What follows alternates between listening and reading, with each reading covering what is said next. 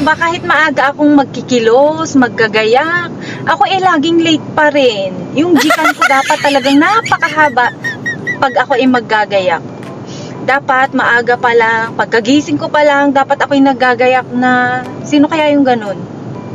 Ang hirap talaga yung damit kasi, nahihirapan akong pumili ng damit. Tapos kailangan yung damit, ibabagay ko pa sa sapatos, sa bag.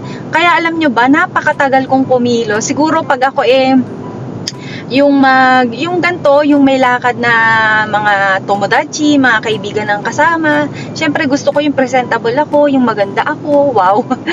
Tapos ayoko yung yung basta lang nagdamit. Pero depende pa rin yun sa pupuntahan nyo ha, at depende rin yun sa kasama nyo. So ako kasi gusto ko medyo maayos talaga ako. Pero pag ako magtatrabaho lang naman, nande mo ina. Talagang ako kahit ano lang, naka t-shirt lang ako, tapos yung sapatos ko, paulit-ulit lang. Yung pantrabaho ko talaga, pantrabaho ko. And yung pang-alis ko lang talaga. Pero ang pinakamaganda talaga yung lipstick ko ngayon. Alam nyo ba, ang daming nagagandahan dito sa lipstick ko. Ito is Estee Lauder. So, napakaganda niya. Tapos, ang tagal niyang mawala sa labi.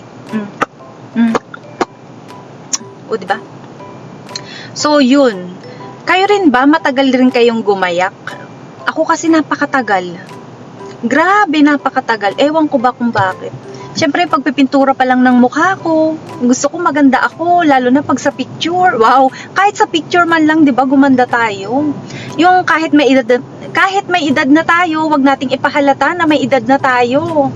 Alam nyo ba, yung minsan yung mga kaibigan ko mas wakay sa akin or mas bata sa akin, syempre inaawasiro ko yung sarili ko sa kanila. Ano ba yung awasiro? Yung ibinabagay ko.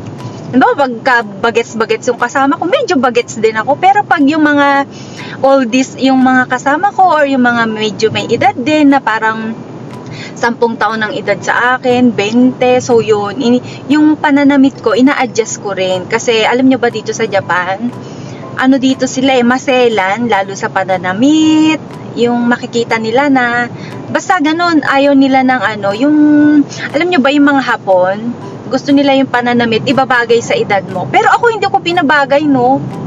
Siyempre, ayoko maging Oh, no! So, yun lang muna. Mamaya na ulit.